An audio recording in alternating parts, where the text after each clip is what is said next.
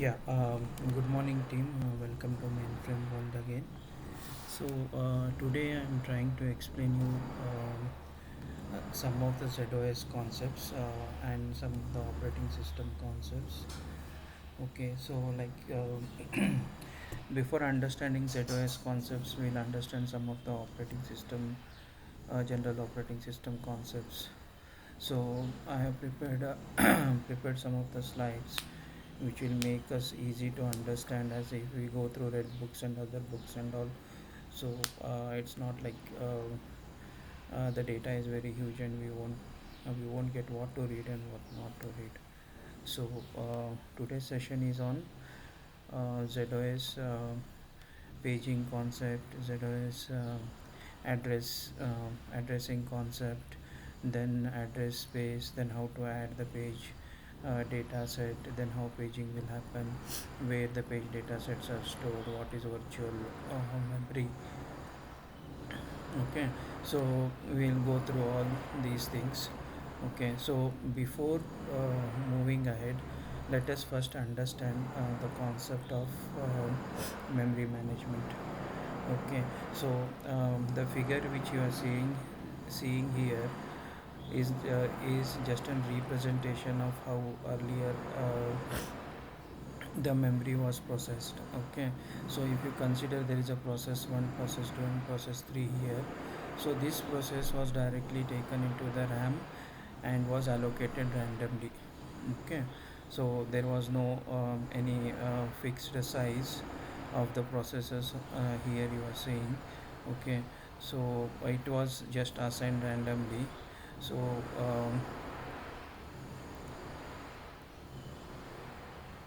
you can see here what I have given a little bit of description which you can later remember.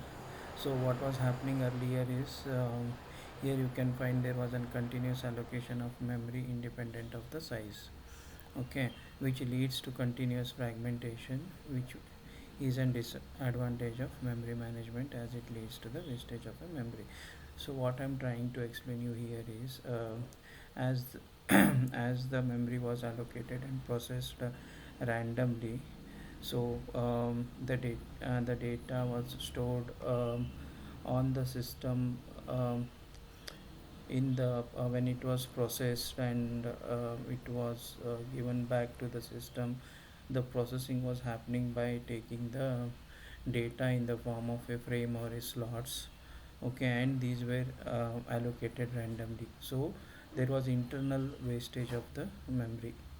So we will see how there was an internal wastage of a memory in the next segment.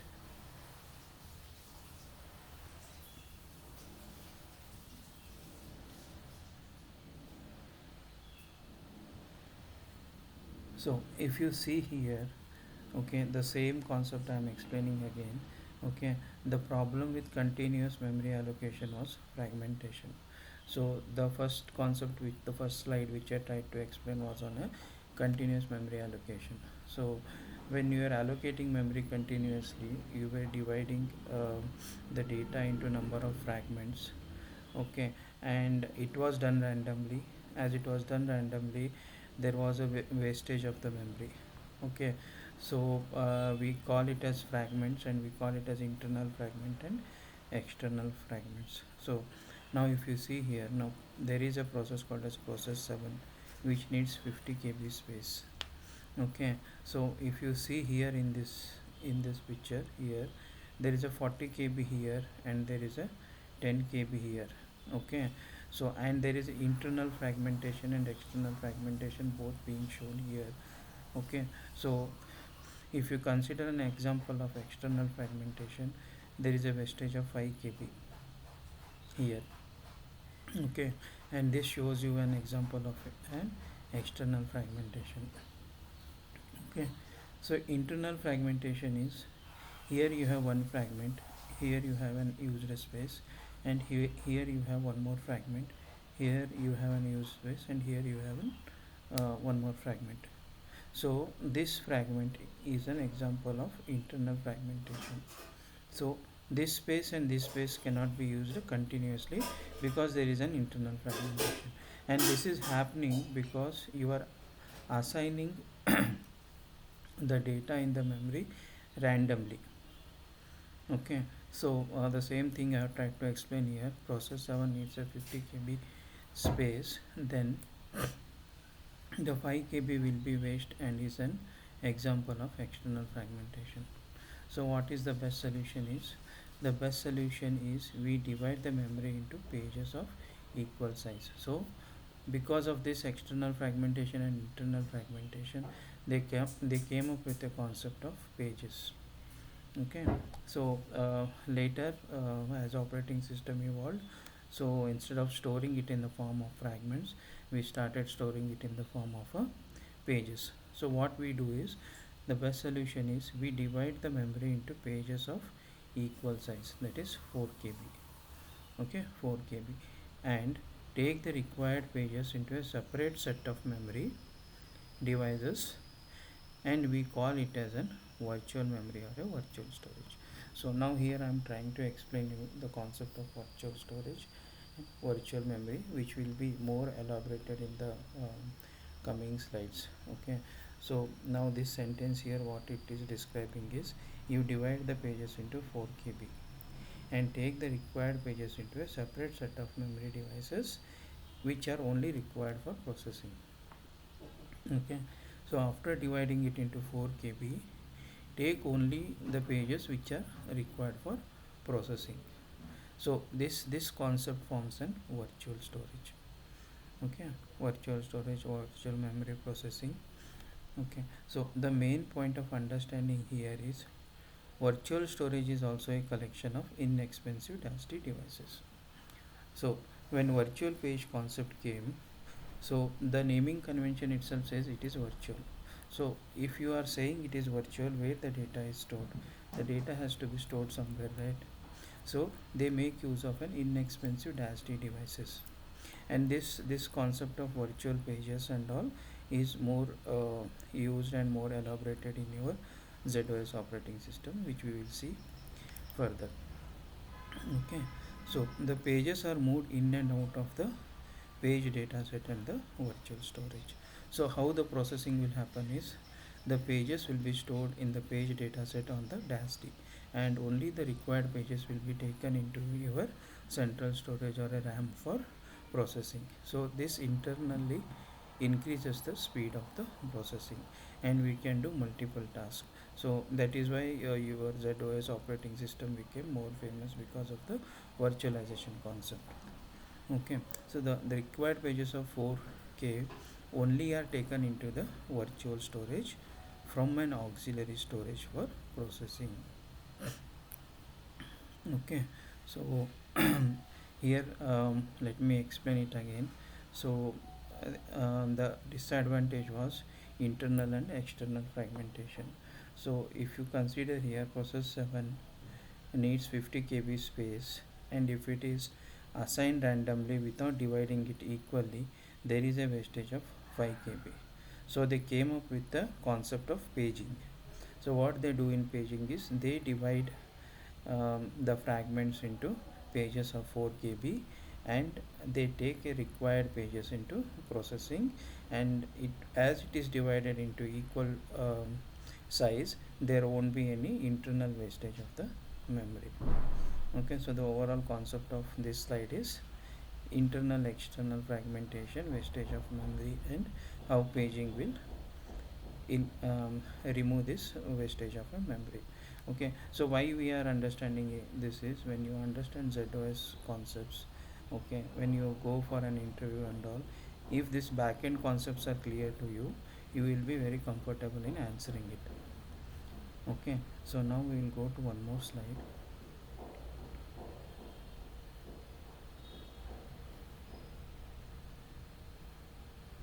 Slide 3.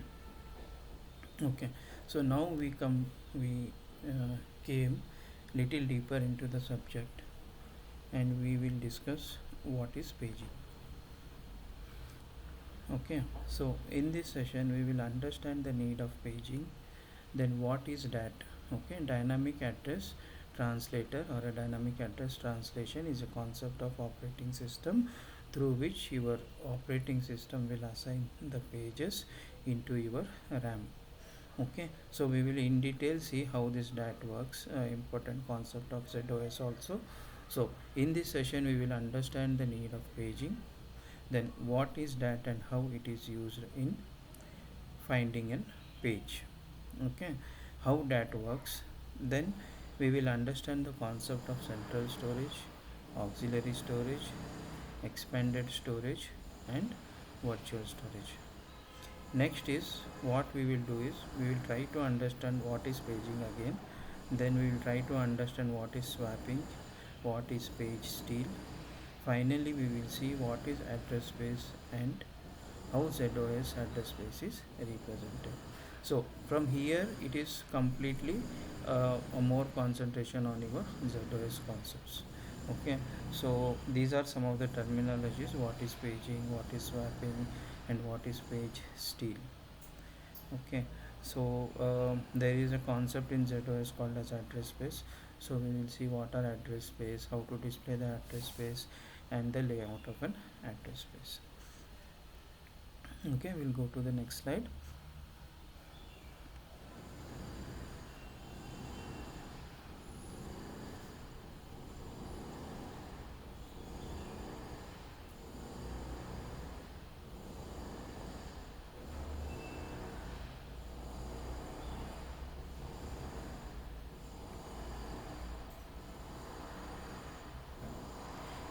So now here I'm trying to explain you again some of the things on page.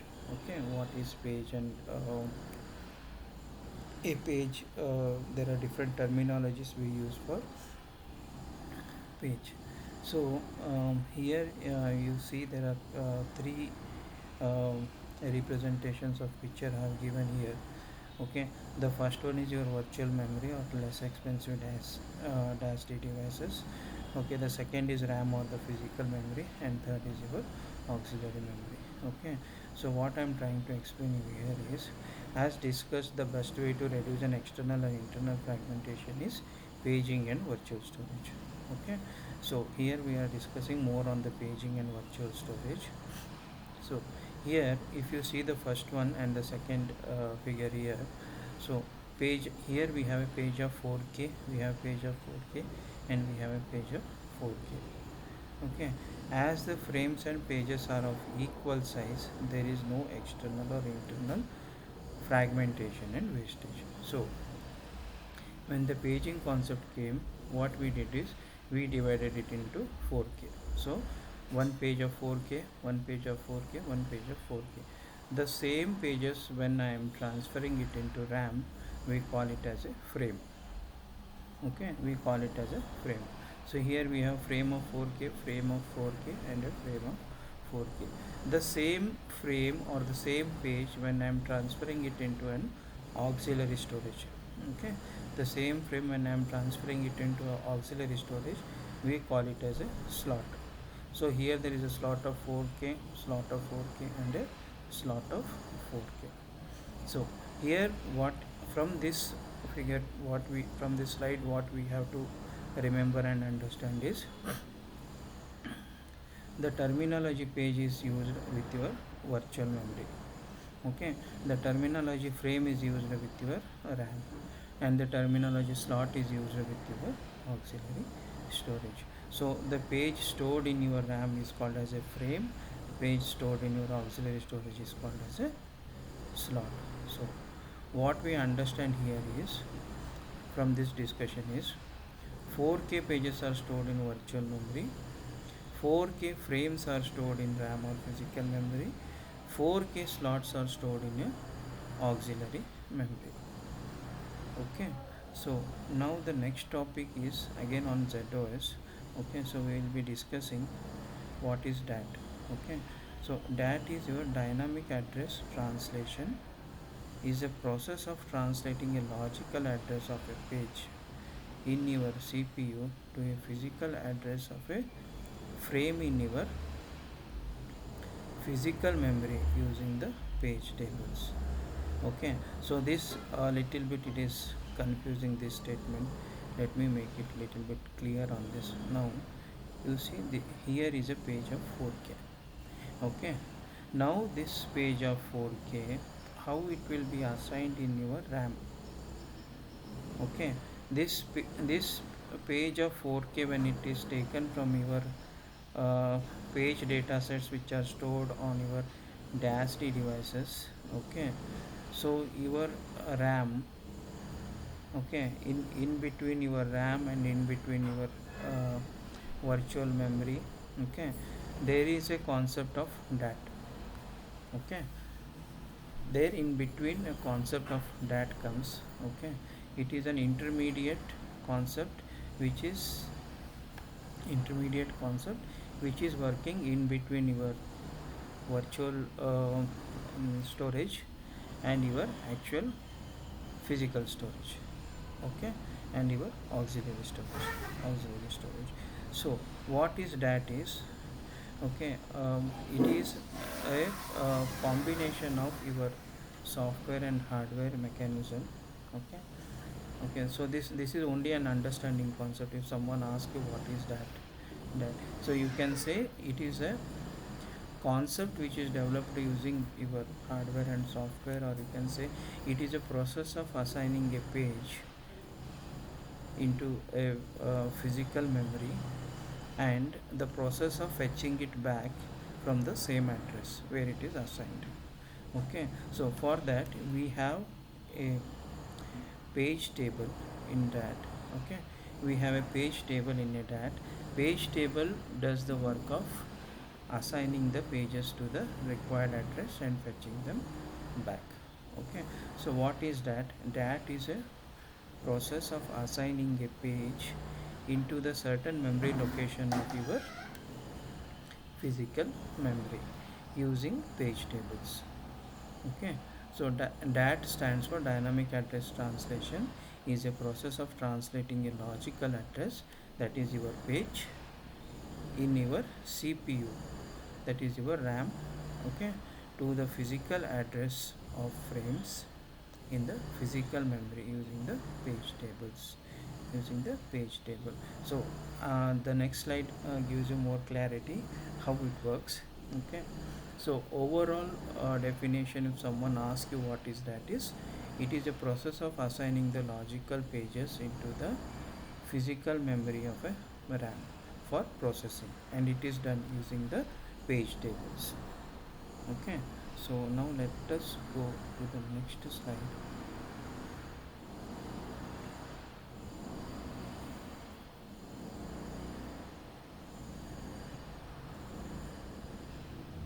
Slide number 5. So now here I am trying to explain you how the DAT works. Okay, so DAT stands for your dynamic address translator.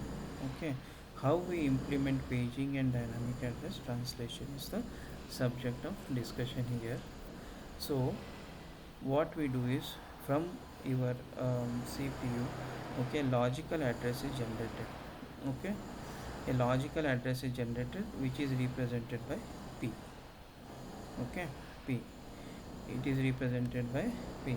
So it is, if you have a page, okay, it has a logical address. Now when you say logical address, it is the combination of your page number, and D stands for your offset or displacement.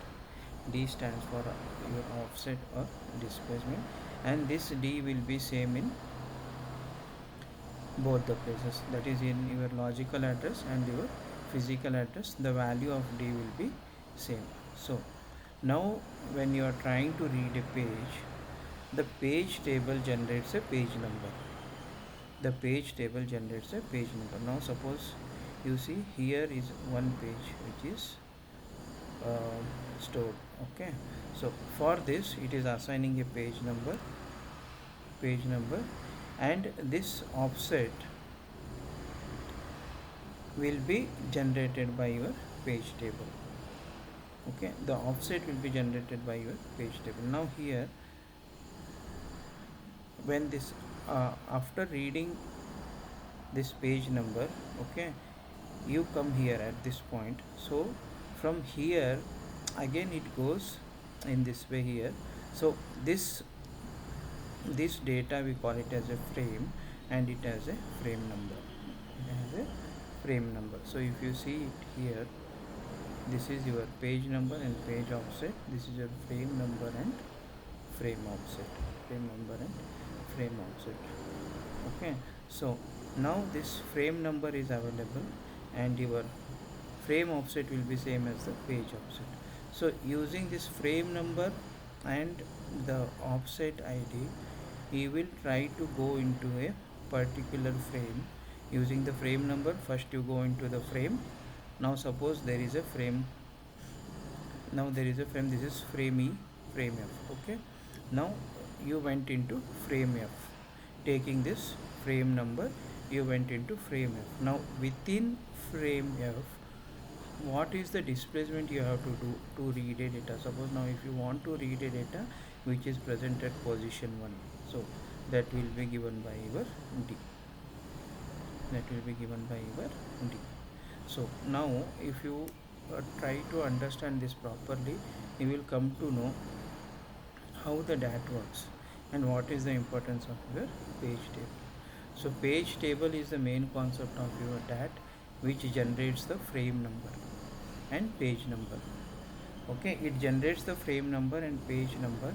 So depending upon the frame number and the offset, you will try to read the data inside your physical memory. Try to read the data inside your physical memory. This complete representation we'll try to understand using one or two examples.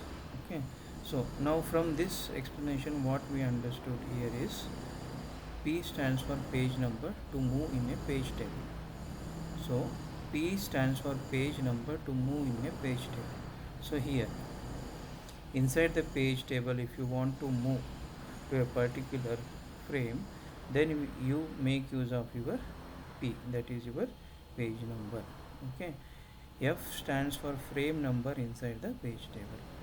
So inside your page table, the page table will assign a number to the frame so that you can move inside your physical memory. So that is given by your frame number.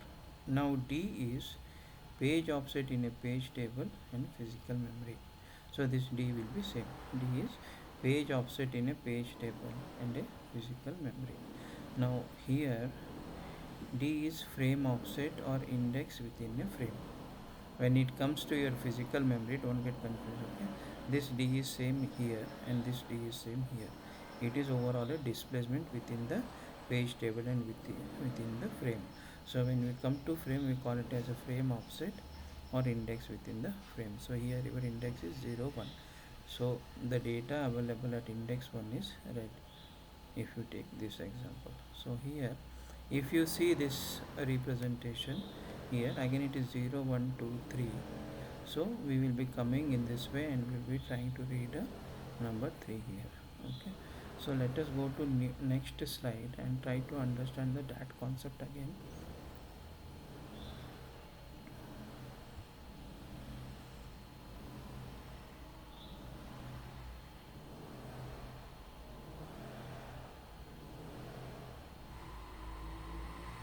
So we were here now, DAT, working of the DAT.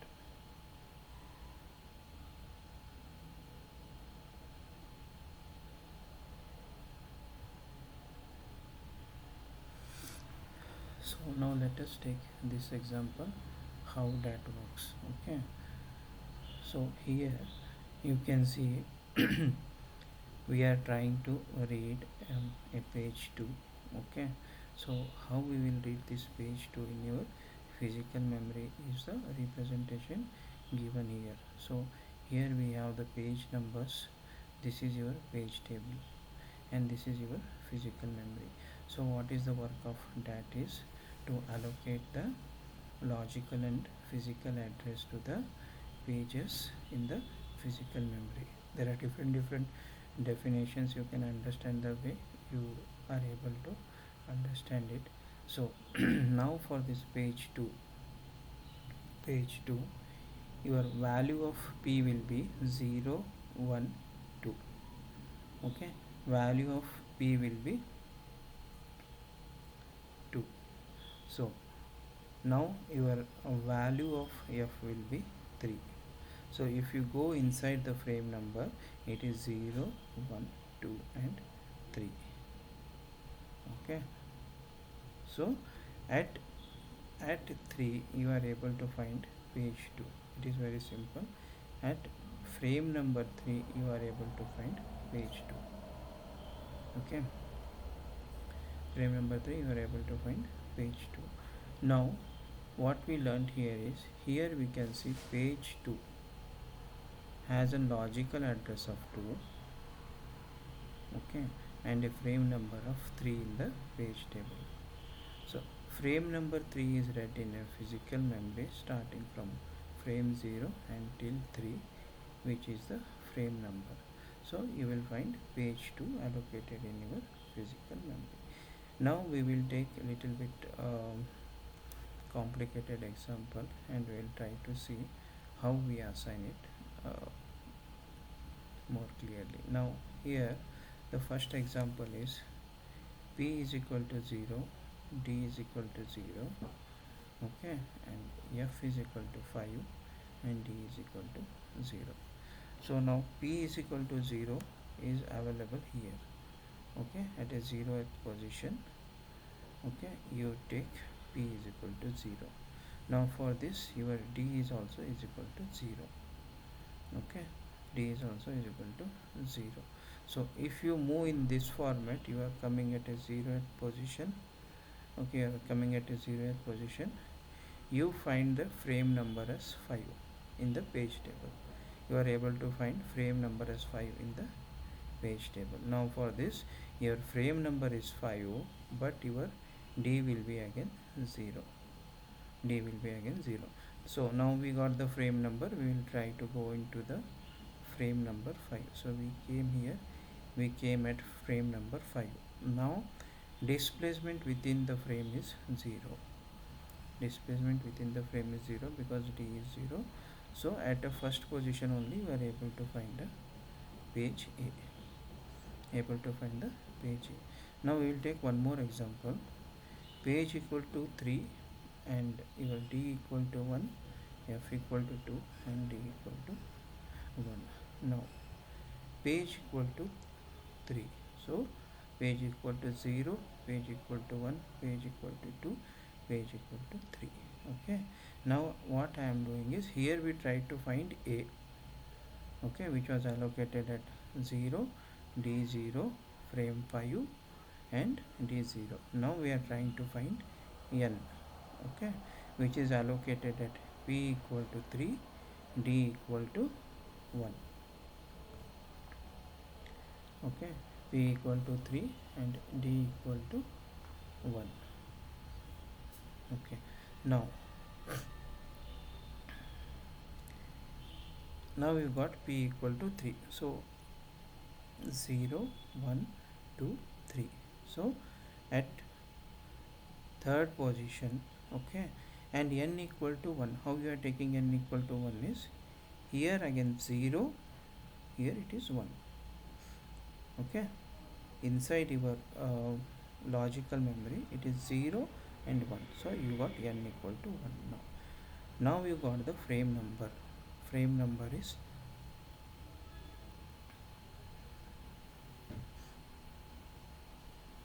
okay.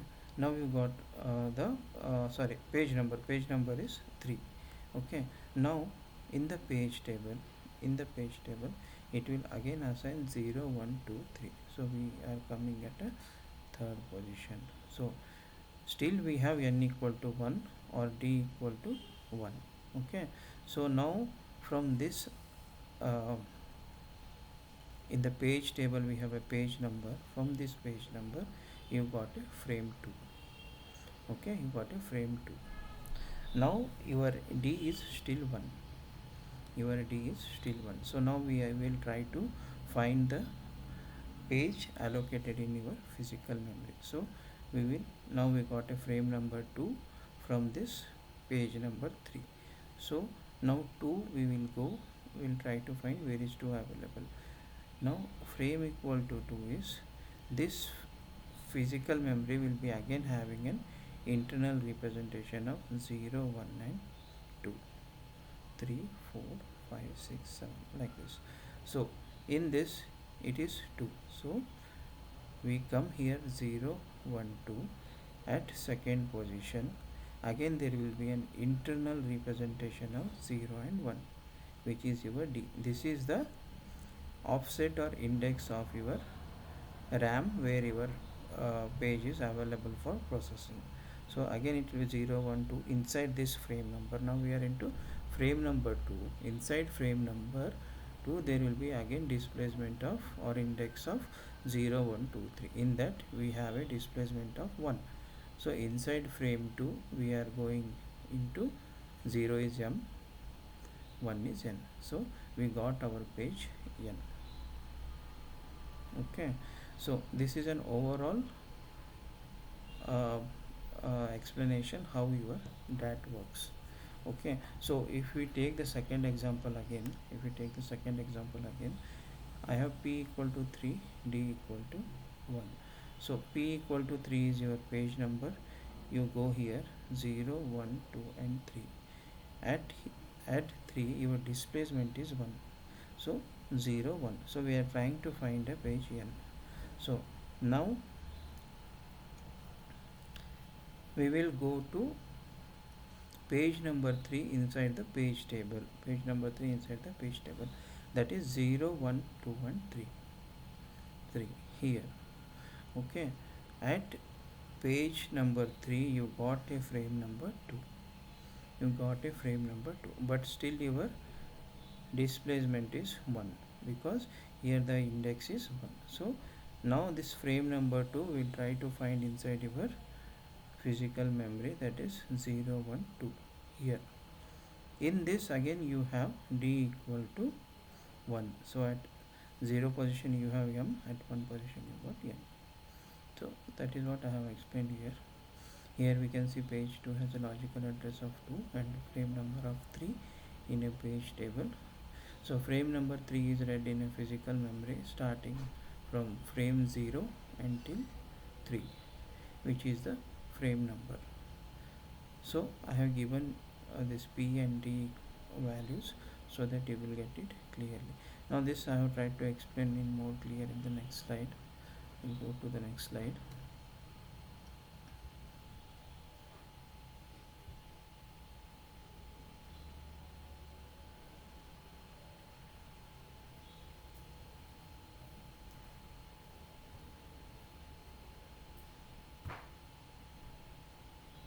So see the same example again I have explained here. Okay, so if you try to read page A inside your physical memory, so for that it is an offset 0, P equal to 0 and N equal to 0, or P equal to 0 or D equal to 0. So we go here at 0 position, you are able to find a frame number as 5. Inside your frame number your displacement is 0. So you go to frame number 5, it is 0 1 2 3 4 5. In that displacement is 0, you got the value of A. Now similarly if you are trying to find a page N here, so your DAT will generate for this the page number, it will generate the offset, it will generate the frame number. Now for this N, your D value is 0 1. Okay, D value is 1 and your P value is 0 1 2 3. So you got a page number of 3 and displacement of 1. Okay, displacement of 1. Now if you go here you got a page number of 3. Okay, from page number you got the frame number. Okay, now this frame number equal to 2 you will take, a displacement equal to 1, you will try to find it in the physical memory. If you go here, okay, frame number 2 is 0 1 2. Okay, inside that there will be again your index 0 1. So your index is 1, so m n, so you are able to find n here. Okay, this is overall dat concept. Why we are coming into dat is the processing of your pages will happen using this dat concept. Processing of the page will happen using the dat concept. So we are trying to understand what is dat. If you see in ZOS, you will find when they come to the paging concept, okay, so there they will give you uh, a picture, a representation of that. So if you read that, it is little bit difficult to understand, so I try to explain it in this way. Okay, now next we will go to the next slide.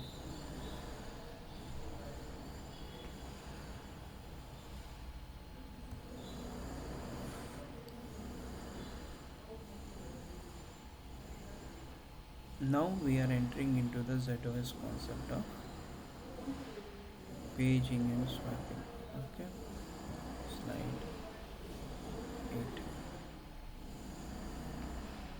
8. Okay, so now we understood from the previous discussions that there is a terminology called as page. Okay, so why page came into picture, that also we understood, because there was an wastage of memory in the form of your fragmentation. We came into the concept of page. Okay, so when you say page, the concept is completely within your auxiliary storage and your page data sets, or your virtual storage and your central storage. Now here the topic of discussion is paging and swapping. Okay, what is paging, what is swapping? These are the important concepts when it comes to ZOS. Okay, so paging is a process of moving the pages from your central storage. Okay, moving the pages from your central storage to page data sets on your auxiliary storage. Okay, it is a process of moving a page. So when you say page, the size of page will be 4K. Okay, so if you consider one page, so one 4K page, you are moving it from central storage into the auxiliary storage. So in auxiliary storage, where you are storing it, you are storing it in the page data sets. You are storing it in the page data sets. This concept we will understand more clearly going forward. Okay, so paging is a process of moving the pages from your central storage to the page data set on auxiliary storage. So how many type of page, when we say page data set, what are page data set? So in your mainframe terminologies, okay, the commonly available page data sets are your PLPA, common and local. Okay, PLPA, common and local. If you see the presentation here, PLPA, common and local, this PLPA in most of the cases it will be full. Okay, most of the cases it will be full. For us, for an helper to execute in a proper way, common and local should be always free. Common and local should be always free. If these two data sets, common and local, are full, your system is hung. Your system will go into hung status. You have to go to your HMC and you have to manually add these data sets. You have to manually add these data sets. Okay, you have to go to HMC and you have to manually add the data sets. So what is the message you are getting when these two are full? What is the message you are getting when these two data sets are full is,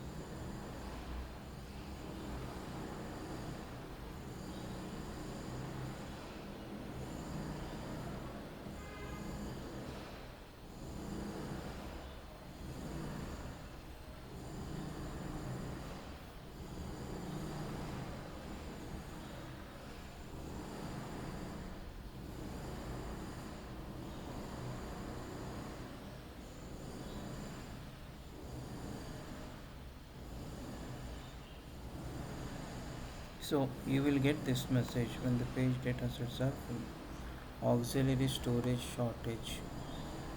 Okay, critical auxiliary storage shortage. Okay, this is the message which will pop up. Then you have to immediately give a command called as display ASM. Okay, I will show you. You have to immediately give a command. If your consoles are not active, if your helpers or net views are not active, go to HMC and give display ASM. So here, when you get this message, okay, when you get this message, then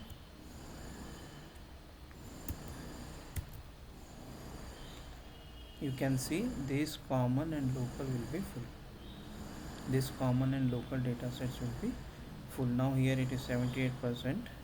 Okay, in most of the real time this will be 100%, and this is not going to affect the work of your helper, because this is PLPA dataset. This I will explain what is PLPA, common and local datasets. Okay, so PLPA will be always 100% or near to 100%, but these will be empty. Okay, so this should not become full. So the command you will immediately give is display ASM, and if these are full, you will immediately add a page dataset dynamically, giving page add, or you will give PA, okay, DSN equal to dataset name. Okay, I will add one more page dataset in going slides. Now I have added here two page datasets dynamically. One is DB28, DB29. We will add DB30 and DB31. Okay, so DB28 is the one which 28 and 29 I have added. If you go into TSO session and see here, okay, I will show you in the TSO session.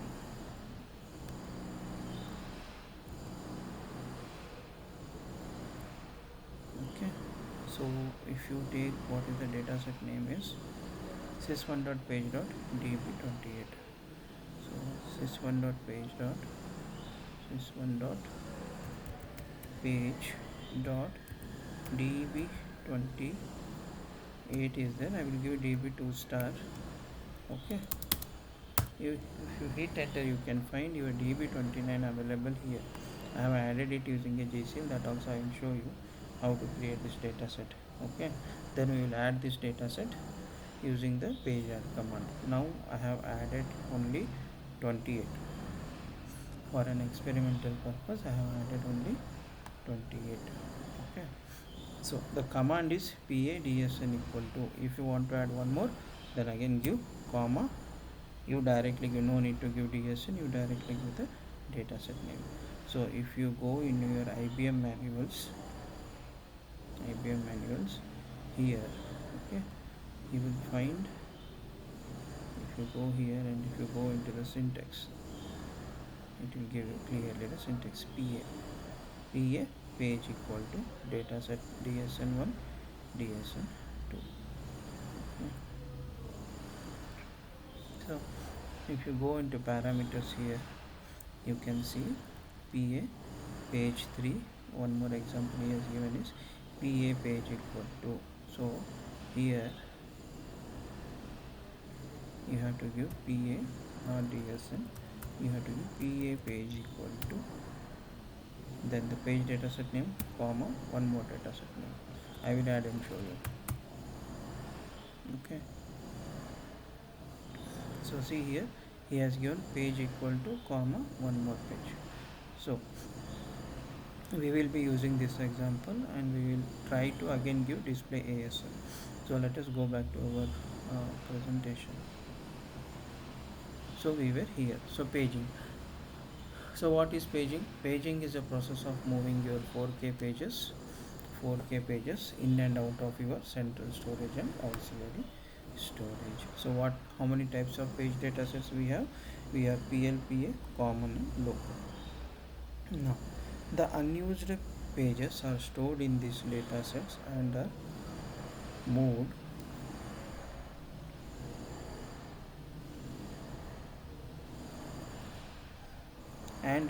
in and out of this dataset to RAM.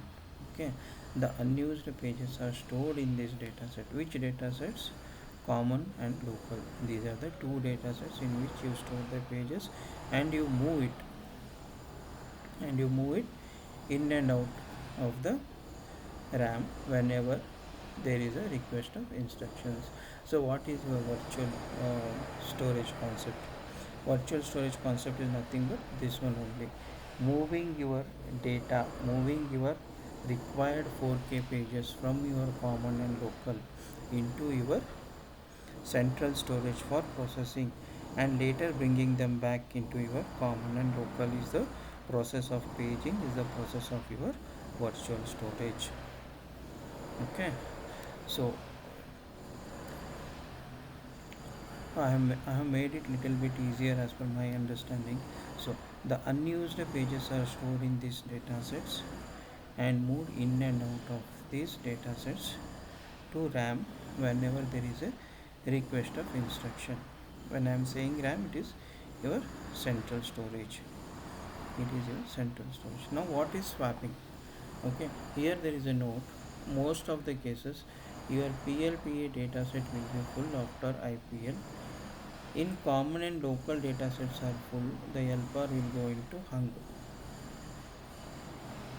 and we have to create new common and local datasets dynamically. That I will show you. Now there is one more terminology: swapping. So paging and swapping both we have to remember.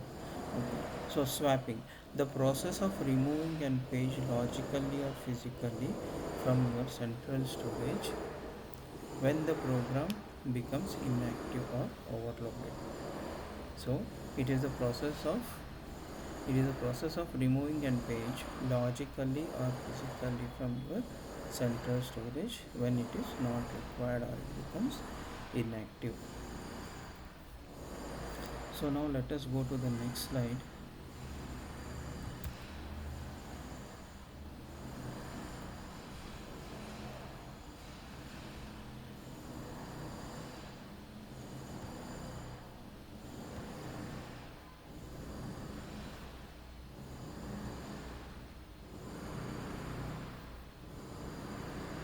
So we were in paging and swapping concept. Paging and swapping. So now we will come into the concept of your virtual storage. The concept of ZOS virtual storage. Okay. So what is virtual storage? Okay, what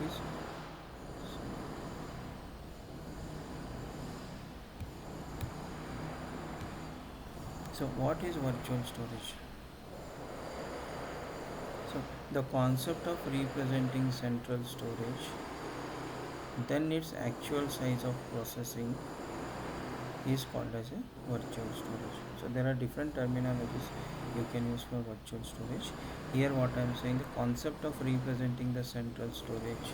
If your central storage is of less size, okay, then your virtual storage concept represents it in a size which is more than its actual size. That is why the terminology virtual came here.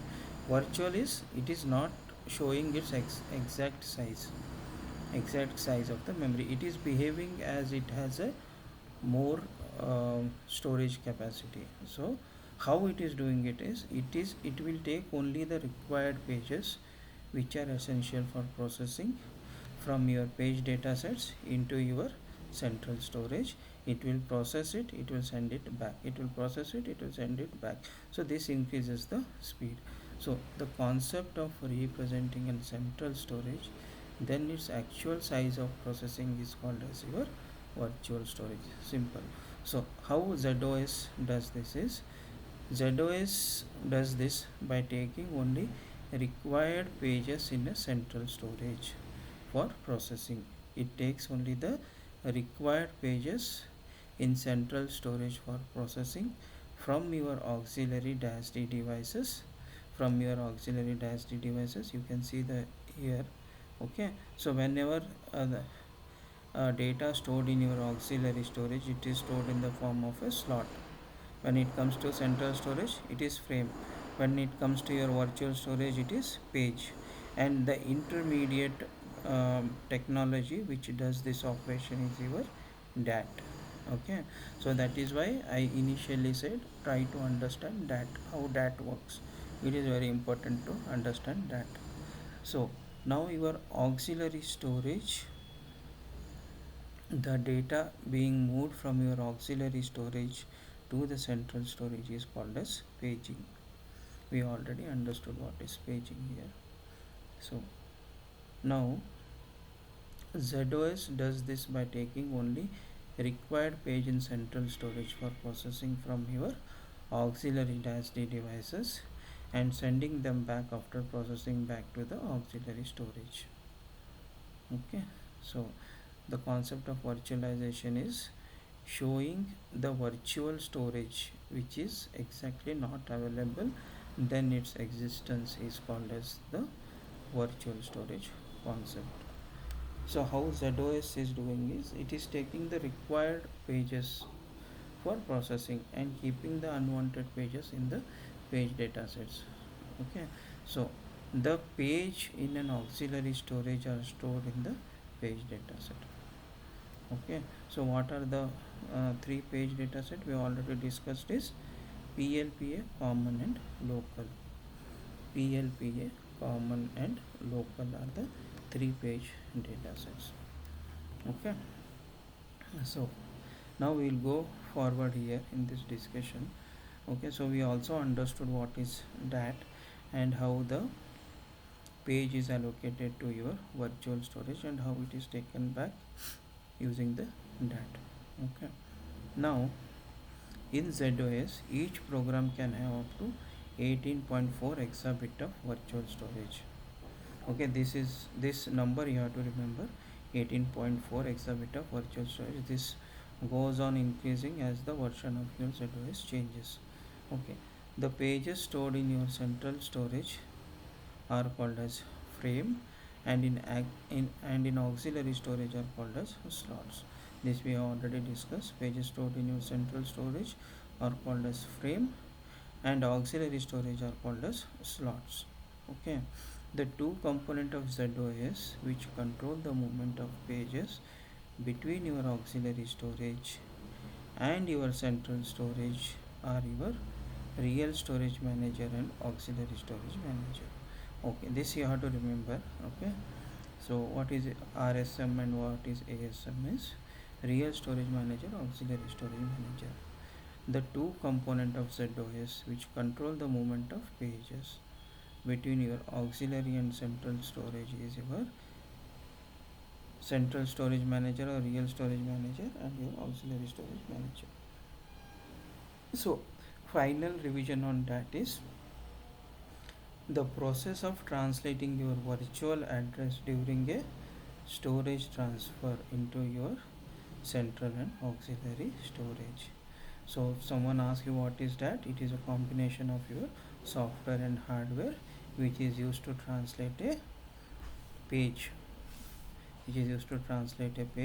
from your auxiliary into the central storage and taking it back.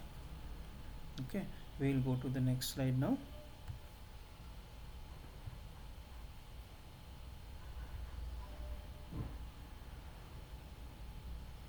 So we are done with paging and swapping.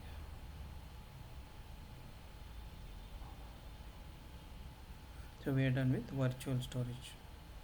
Okay, now we will go into your address space. Very important concept, address space. So what is address space? Okay, what is an address space? Now if you come into your console here, okay, so now see there is one more command if you want to clear this all messages, okay, and make your screen little bit empty to see your display is command is k space e. Okay, the command is k space e, hit enter, again k space e, hit enter. Okay, one more command is k of d comma f. If your data presented here going below this, then you give k of d comma f. Okay, now what is address space? Whenever in your console during the IPL or during any of the issues, if you give display a comma l, when you give display a comma l, whatever data you are seeing here, whatever data you are seeing here, it is an address space. It is a address space. What is address space? Okay, so before understanding what is address space, you try to give this command if you have a console d of a comma l. Okay, so you can see here whatever you get here, these all are address spaces. Address spaces. So now we will try to understand what are these address spaces and why we require these address spaces. Okay, so I am clearing it again by giving k of e, k of e. Okay, so address space concept. Okay, what is address space? A job step, start a task, or a TSO session exists in ZOS as an address space. Okay, so a job step, a started task, or a TSO session exists in ZOS as a address space. The maximum address space size is determined by the addressing range of an operating system. Okay, addressing range of an operating system. So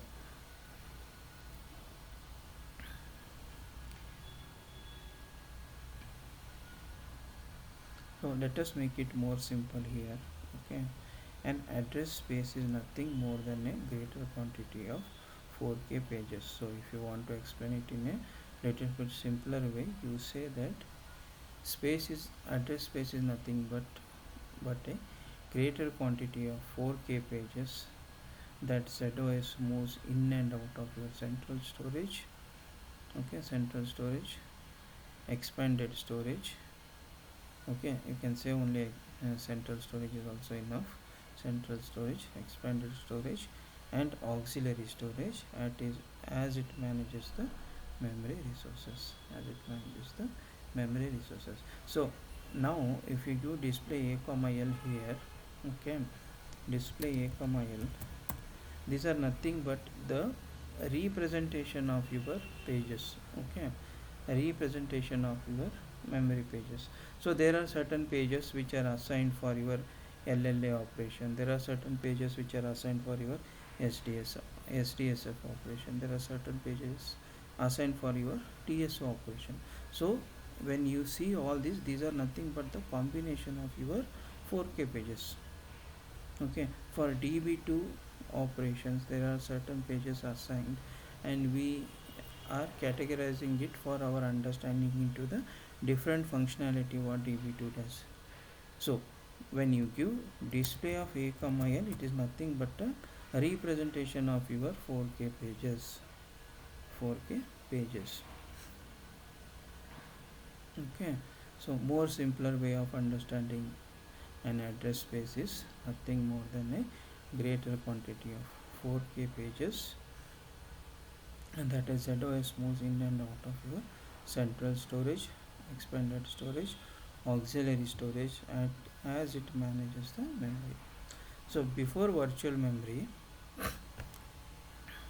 before your virtual memory was introduced, every byte that constitute a task or a job step had to be in your real memory, that is in your RAM.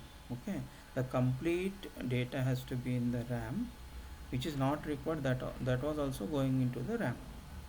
So before virtual memory, that was, so every byte that constitute a task or a job step had to be in real memory for a duration of execution.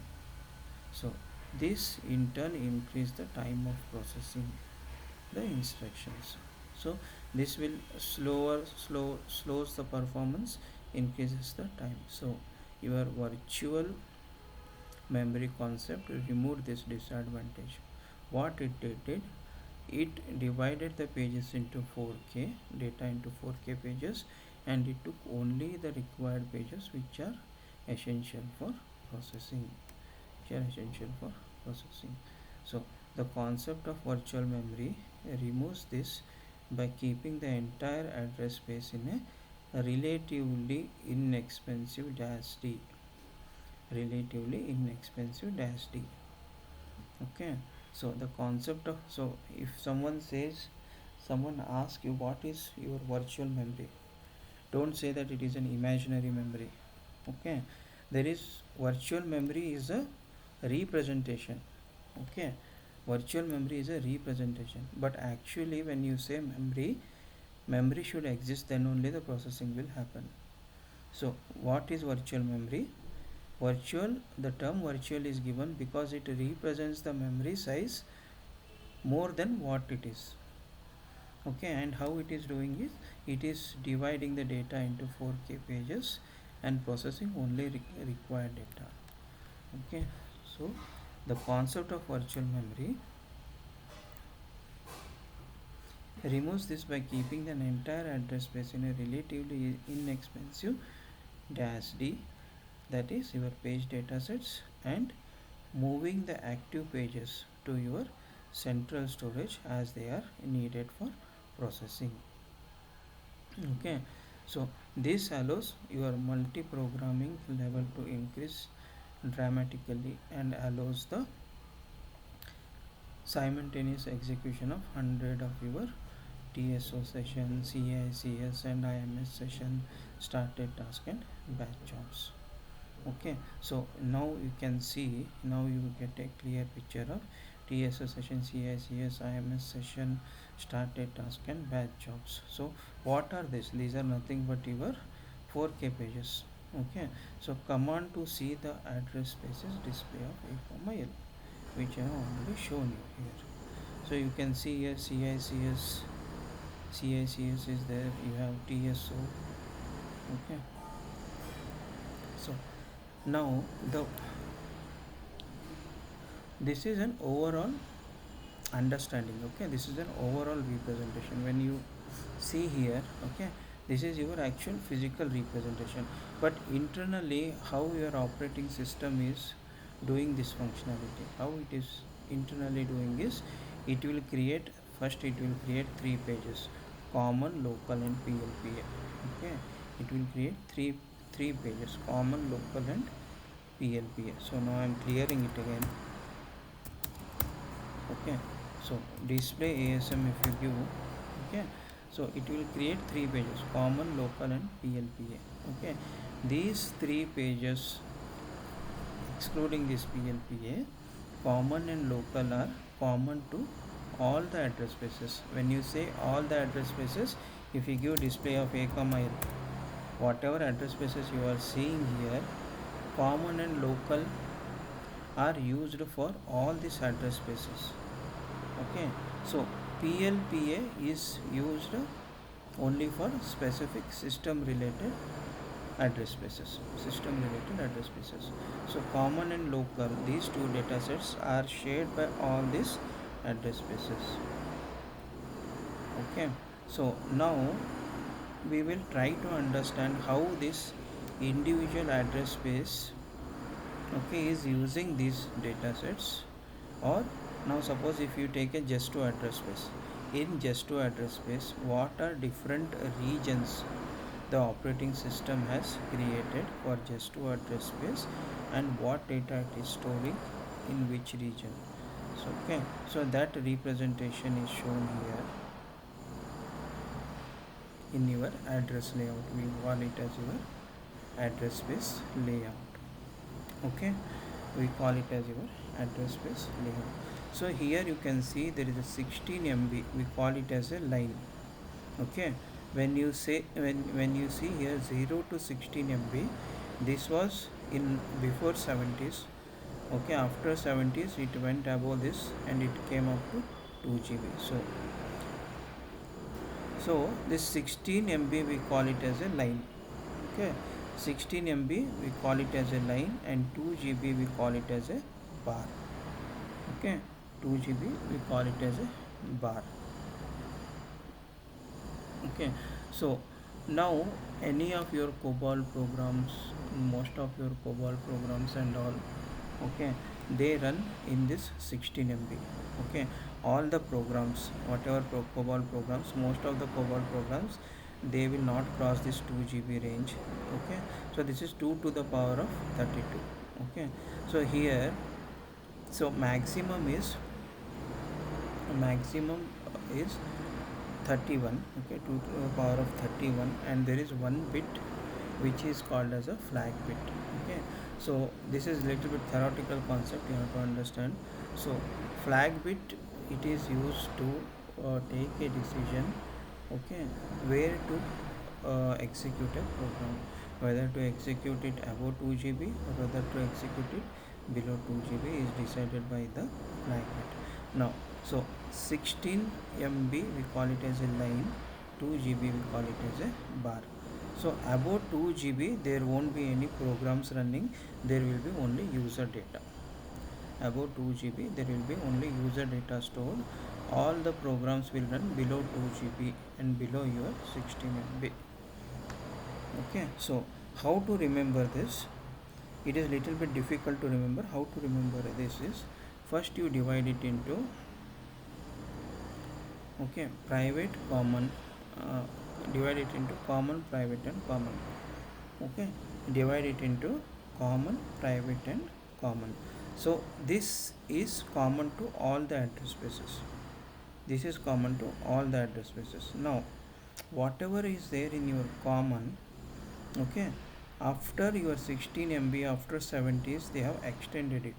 Okay, so if there is a nucleus there will be extended nucleus, if there is SQA there will be extended SQA, okay, if there is PLPA there will be extended PLPA, if there is CSA there will be extended CSA, and user region there is extended user region and extended LSQA.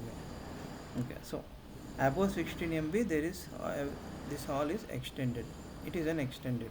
Okay, so there are two things which you have to remember in this representation is, one is the line, one is the bar.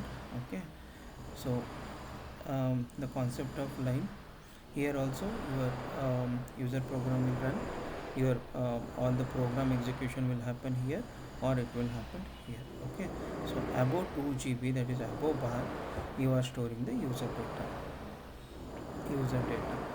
So after 70s it evolved into this extended part, it went up to 2 GB.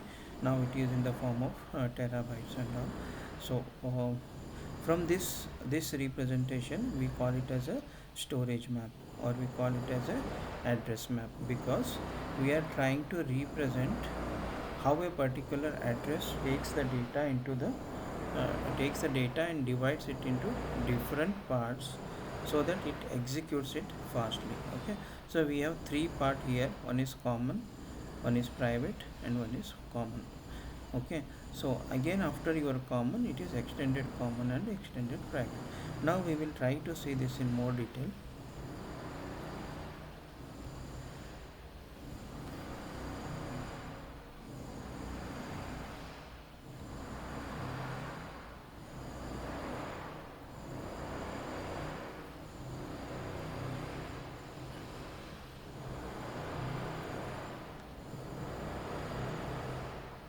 So we were here, now we'll go to address space layout.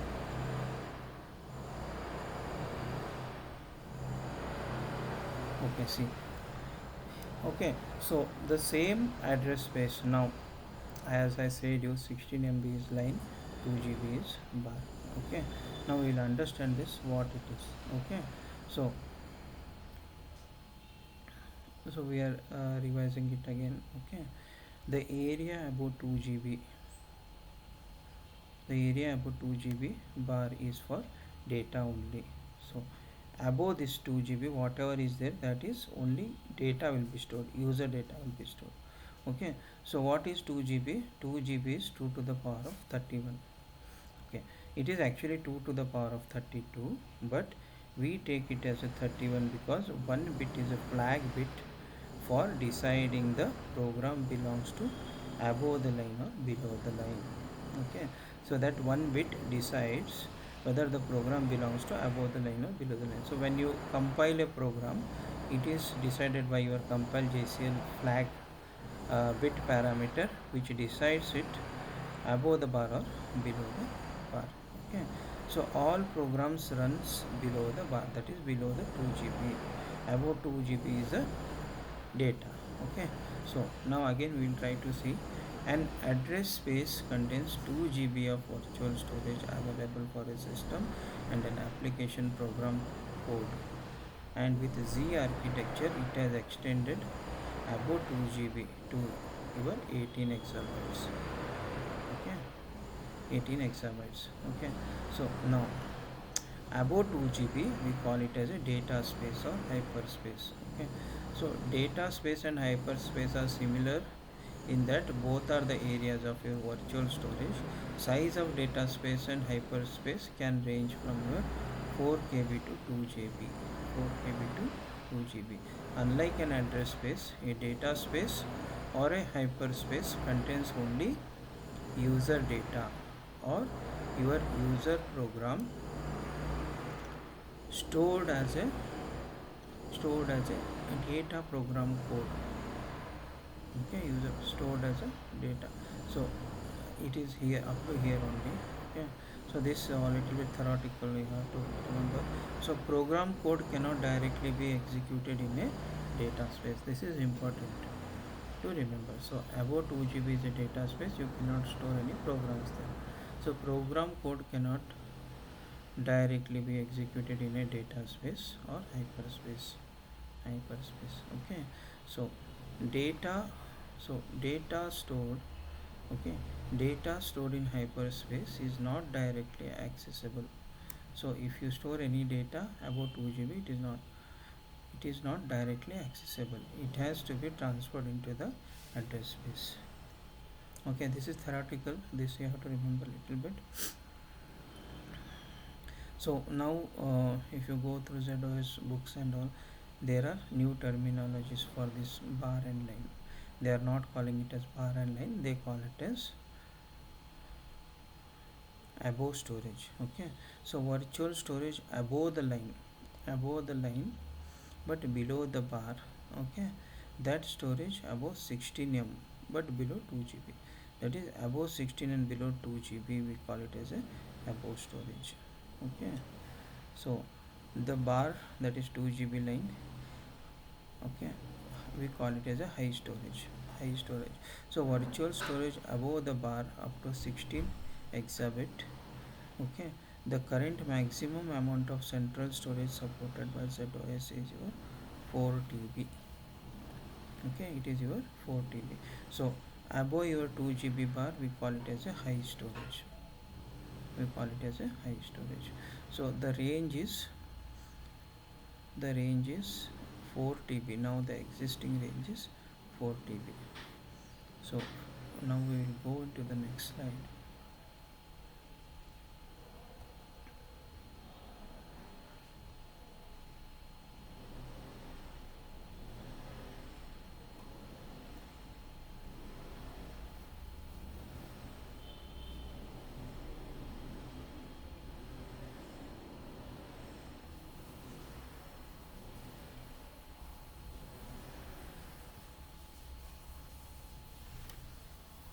Okay, so we are explaining the address space layout again here.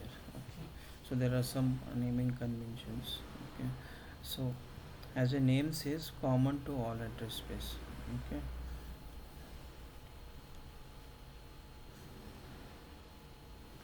okay, so the common area contains system control programs and control blocks. So now we are discussing, let us go back to the old slide.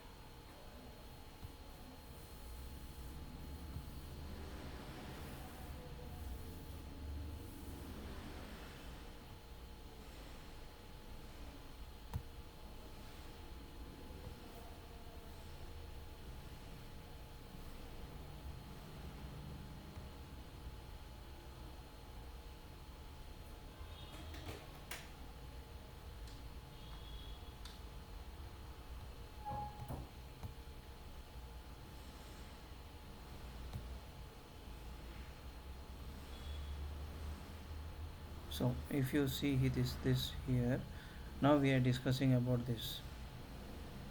Okay, this part we are discussing now.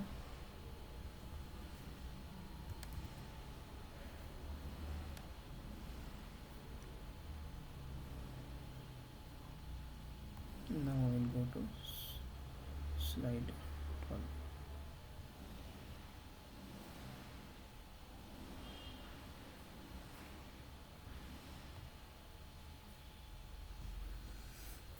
So now the common area contains system control programs and control blocks. Okay, the segment tables for each address space allow address space all point to the same segment that makes up the common area. So this you have to remember this much statement. Okay, so in this way each address space appears to have its own copy of your common area. Okay, common area, but there is only one set of pages and segments that make up this shared area. Okay, the common area is made up of the following parts. Okay, so overall it is, as the name says, common to all the address spaces. So if someone asks you what is common area, it is common to all the address spaces. So how it became common to, how it is represented common to all the address spaces is given in this explanation. The segment tables for each address spaces all point to the same segment that make up the common area, that make up the common area. In this way, each address space appears to have its own copy of the common area. Okay, so in common area we come across PSA. Okay, so PSA we come across CSA, PLPA, FLPA, MLPA, and SQA, and it is below 16 MB. Above 16 MB is extended version of this, that is ESCA, EPLPA, then EFLPA, EMLPA, ESQA. Okay, so the terminology is PSA stands for prefixed storage area, CSS stands for common service area. So next is your pageable link pack area, fixed link pack area, modified link pack area, then system queue area, and last is your nucleus. Okay, so this is common to all the address spaces. Now the private area is unique to each address space. Okay, and is made up of the instructions. Now this is your functionality specific. Now just to, for just to, it has its own private area. Okay, so the private area is unique to each address space and is made up of instructions, data buffer area, control blocks, and so on that make up the task. Suppose if you take just to task, the functionality of just to task will be given in your private area, in your private area. So let me try to make you understand again we'll go back. Now this is slide 12, right? So we'll go back to slide 11. We'll go back to address space. Okay, go back to slide 11. So see here, this overall whatever picture you are seeing, right, this is, if you consider one address space, all this is applicable. Okay, all this is applicable. This is like if you are designing one address space, if you design one address space, you have to keep in consideration of all these functionalities. Like suppose one address space just to your suppose just to your designing. Okay, when you design just to, so you have to make sure that this common area. Okay, so just to also uses this common area, and rackf also uses this common area, ts also uses this common area. Okay, so when you are using just to, when you're designing just to, you have to make use of this common area. So functionality of just to, you have to make use of this private area. Okay, functionality will be given in your private area. Okay, so this is like overall representation of all the address spaces.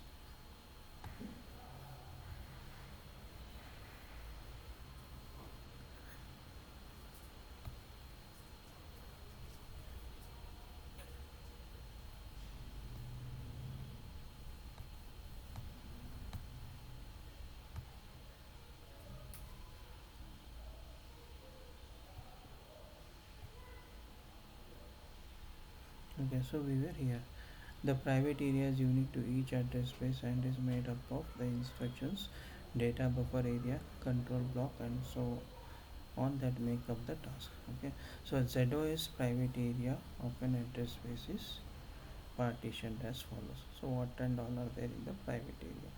You have LSQA, SWA, that is your below 16 MB, above 16 MB, the extended version. So LSQA stands for local system queue area, SWA stands for your scheduler work area. So there are these are the buffer pools 229, 230.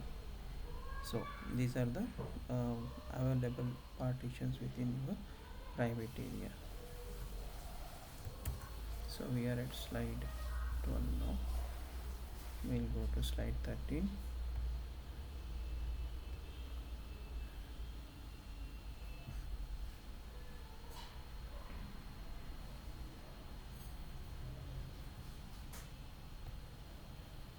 Okay, so slide 13, let us make the um, address space representation little bit simple and try to understand it here. Okay, so this is the same, again the same representation. It starts from 4 KB to 16 MB, starts from 2 then from 16 MB line it went to 2 GB bar. Okay, so it is easy to remember 16 MB. So below 16 MB you will be having system program and data, user program and data. Above 16 MB you have user program and data. So 2 GB, above 2 GB you have only user data. This you have to remember, above 2 GB only user data.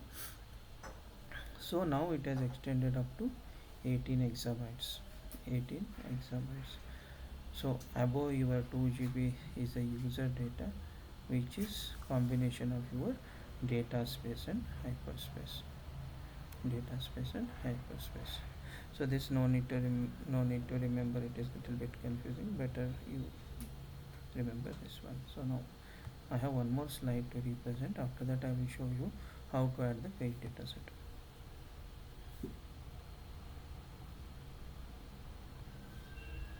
Okay, so now final points which we have to discuss. Some of the final points is, okay, some of the final points is this one. Again, if you go to the presentation of slide 12,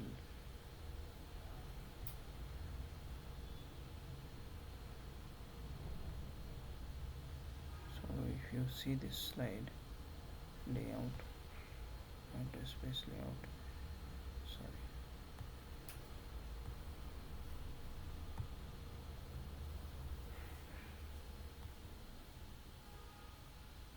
here. Okay, so here we have nucleus, SQA, PLPA and CSA, common area. So nucleus, SQA, PLPA and CSA. So we are discussing this in the final section. Okay,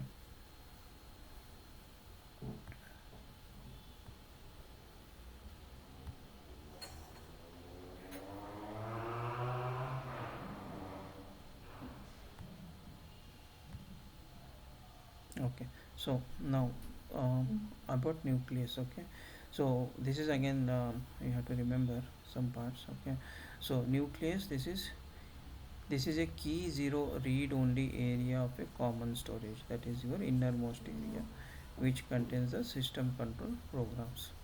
Okay, if someone asks you what is nucleus, okay, this is the key zero read only area of your common storage. Okay, common storage of your address space, you can say common storage of your address space. This is a key zero read only area of your common storage address space, which contains the system control programs. Okay, so what is SQA? This area contains system level data access. Okay, so what is SQA is, what is SQA is, this area contains your system level, this area contains your system level data access by multiple address spaces. So it is a system level data access by multiple address spaces. So the SQA area is non-pageable. Okay, so whatever is there in SQA, you cannot page it to the central storage. It means it resides in a central storage until it is freed by requesting program. So SQA resides in your central storage, not in the page dataset. So whatever pageable will be in your page datasets. So the size of SQA is predefined and cannot be changed. Now the last important is PLPA, FLPA and MLPA.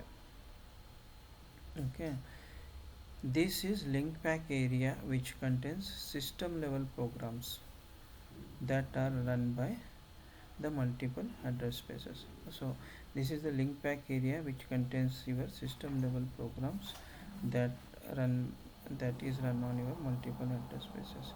For this reason, your link pack area resides in your common area which is addressable by every address space. So these are frequently used. Okay, this is a link pack area which contains system level programs that are that run by multiple address spaces. So system level programs which can be accessible by multiple address spaces are kept in these data sets. Okay, so that is why link pack area resides in your common area which is addressable by every address. Okay, so this is an overall representation of your virtual storage, your paging concept, your address space layout. Now last one is, as I said you that I will be explaining you how to add a page dataset.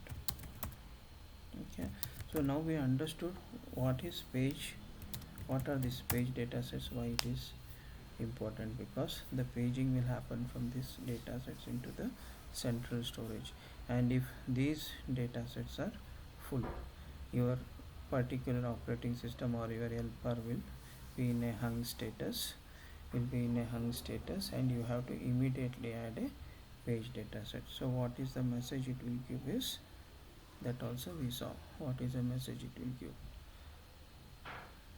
Where it is?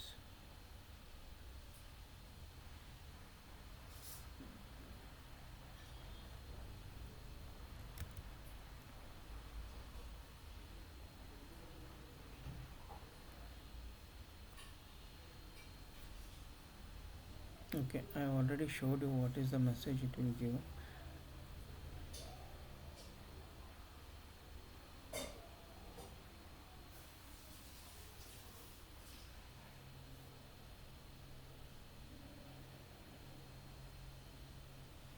The dataset active command. I think here it is. Okay, so what is the message it will give is page add command. If you go to page add command, so when these datasets is full, auxiliary storage shortage or critical auxiliary storage shortage is the message you will get. So you have to immediately add a page. Now see, directly writing a page add command which is given in your IBM manuals here. Okay, so if you go into this and into the syntax or into the parameters here. Okay, so if you directly give this page replace, where is that page add?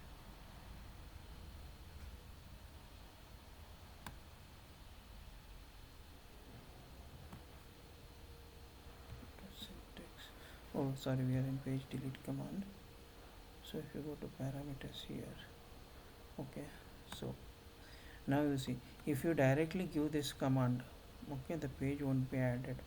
Okay, the page won't be added here because this page which I have added now, okay, this page has to be first created in your system, then only you can add it dynamically, then only you can. So in most of the production systems they will already create the page datasets in advance, so that if there is any emergency situation you can add it immediately.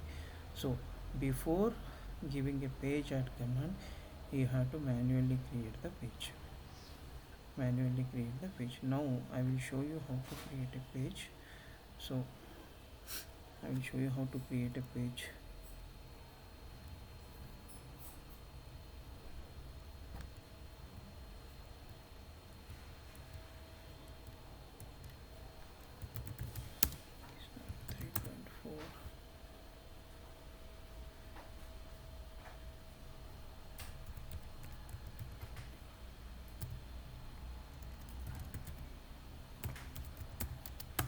this is my JCL.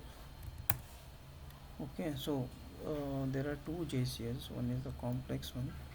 Okay, first we'll understand the simple one, then we will understand this complex JCL. Okay, so before that we'll go to the simple JCL here. So before giving the page add command, you have to create the page datasets. Okay, so you have to create the page datasets. So now here this JCL is using an IDCAMS utility. Okay, IDCAMS utility. It is using unit 3390. This is my unit for the volume serial JASYS1. I am using JASYS1 because most of my page datasets are used on this volume. Okay, so I am adding it here, volume JASYS1. Okay, volume JASYS1 here. Okay, so I am creating two dataset db28 db29. Okay, db28 and db29. Now using the same JCL I will create, already I have created db29. I will create db30 and 31, db30 and 31. So this is already submitted JCL. Let me go there and change it. Copy this. Okay, now you do a start of m.5, change text to your SDSF, give an ST here, give a pre of your job. Okay, here it is. I am using SJ. I am opening the JCL of this, giving an RES. Okay, now you see cylinder I have given one only because this is dummy system, you cannot use more cylinders and all. So already 29 is created. I am creating 30. I am creating 31. Okay, 30 and 31 are the two datasets which I am creating now. I will submit it. Okay,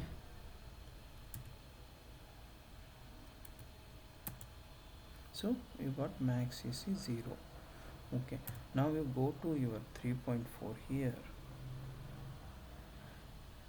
Where is your 3.4 here? Function F9. Okay, function F9. Go back.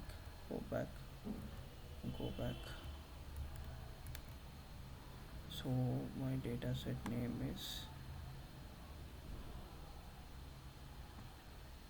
Control C. Go back. Start 3.4.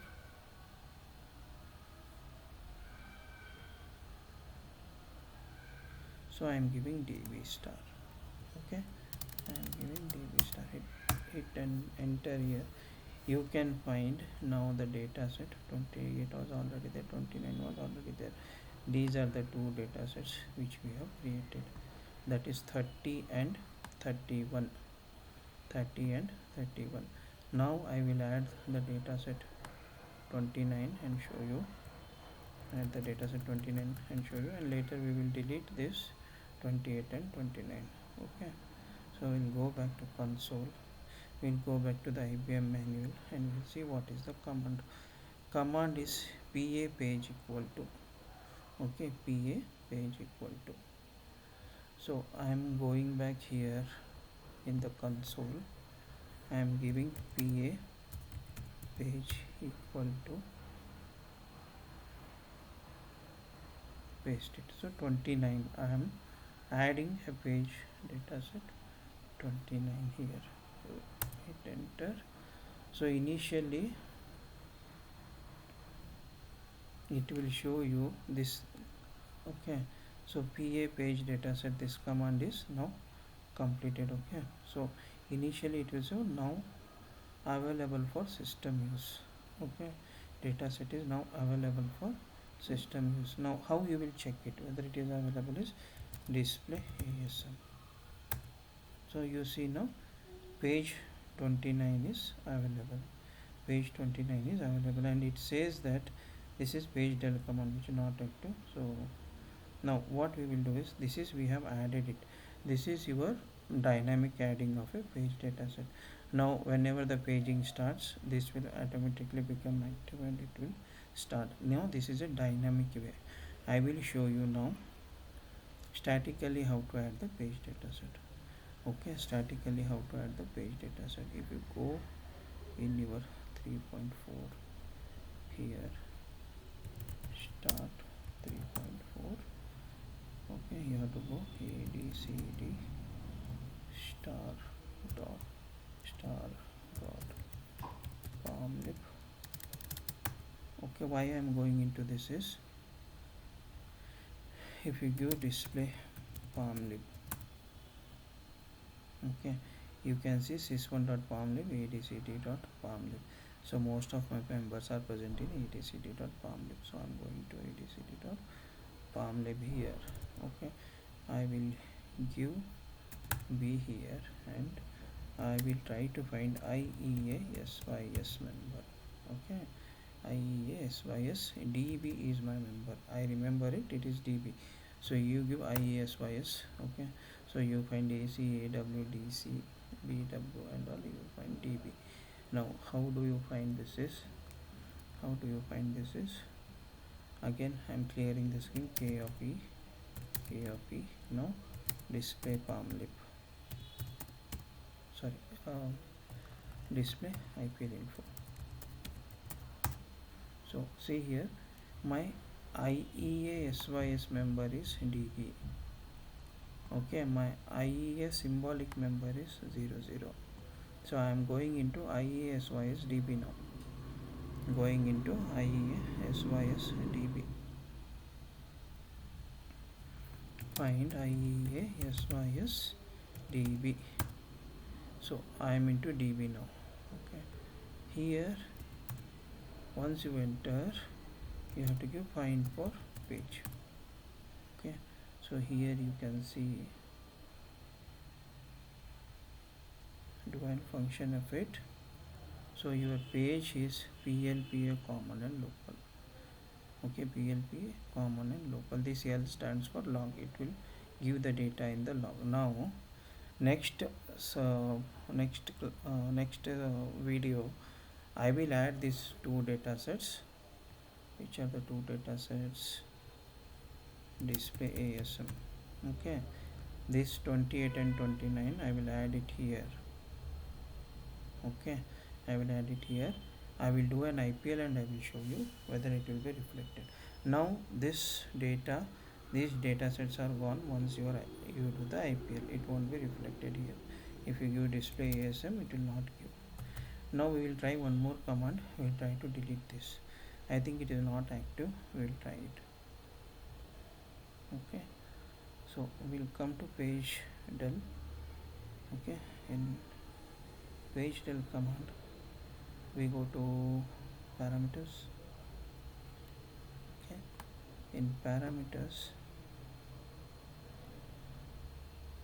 so my parameter is pd delete page equal to pd delete page equal to, we'll try to do it.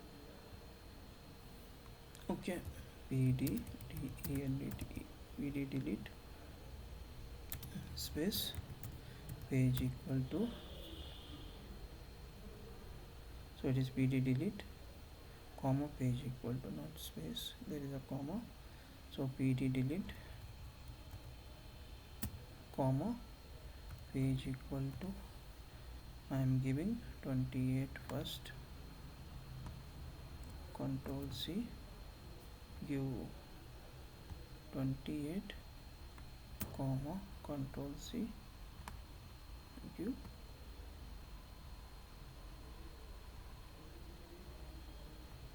29. Okay, so see the syntax here again. So comma sys1 dot page 2. Okay, so we'll try to execute and see. Hit and enter. So page delete command accepted, page delete is in progress. Okay, now it will display r.il. Okay, so see now what it says is log dataset is full, page delete command accepted, page delete is in progress. Now if you give display of ASM, So first we'll clear the screen here. We don't have any WTR given for the page delete here.